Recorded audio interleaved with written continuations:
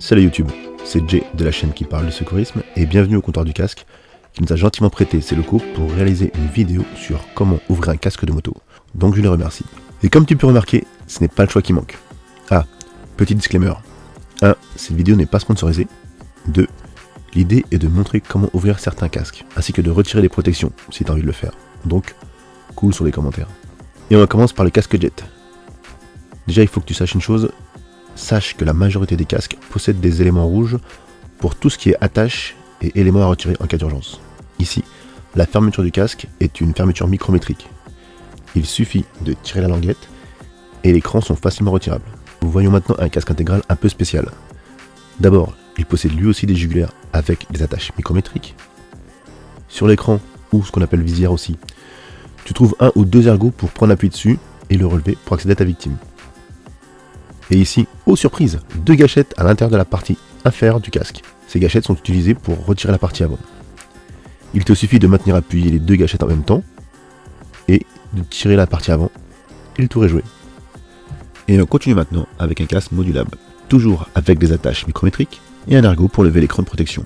Mais une nouvelle subtilité, il y a une languette sous le casque sur laquelle il faut tirer, ce qui soulève une gâchette sur le devant de la partie inférieure du casque.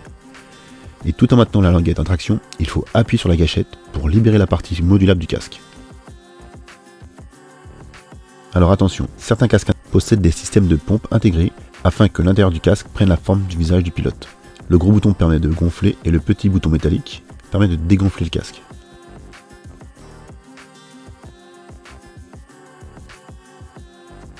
Donc ici, après avoir détaché les jugulaires, relever la visière, il va falloir tirer sur la petite gâchette sur la partie inférieure du casque, soulever la partie modulable et dégonfler le casque, tout simplement.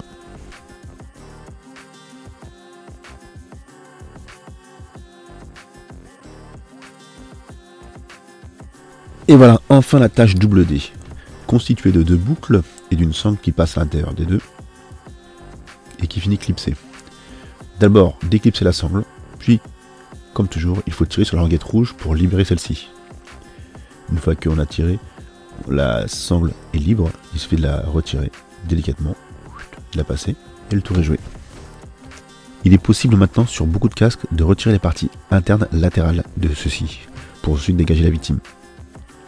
Quand il est possible de retirer les parties latérales internes du casque, il va falloir tirer sur les deux languettes rouges pour retirer celui-ci. Cependant, il faut penser à retirer les clips avant déplacer la tête de la victime n'importe comment.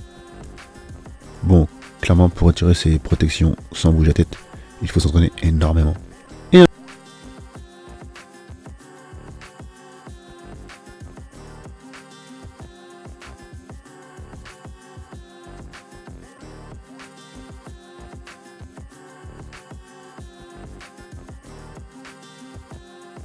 Et encore un nouveau casque amovible, où cette fois il faut pousser et maintenir les deux gâchettes rouges en même temps pour soulever la partie avant du casque. Cette fois, nouvelle subtilité, il ne faut pas tirer sur les gâchettes, il faut juste appuyer dessus et soulever la languette.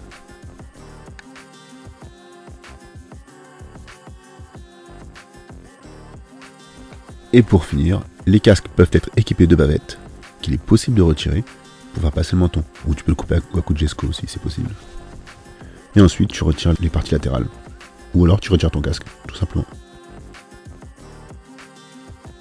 Et enfin, certains casques ont des parties basses qu'il faut complètement retirer avant d'avoir accès aux deux parties latérales que tu peux retirer comme d'habitude. Et voilà, si tu as d'autres ouvertures de casques ou d'autres types de casques à tester, n'hésite pas à me le dire dans les commentaires et je me débrouillerai pour le faire. Finex!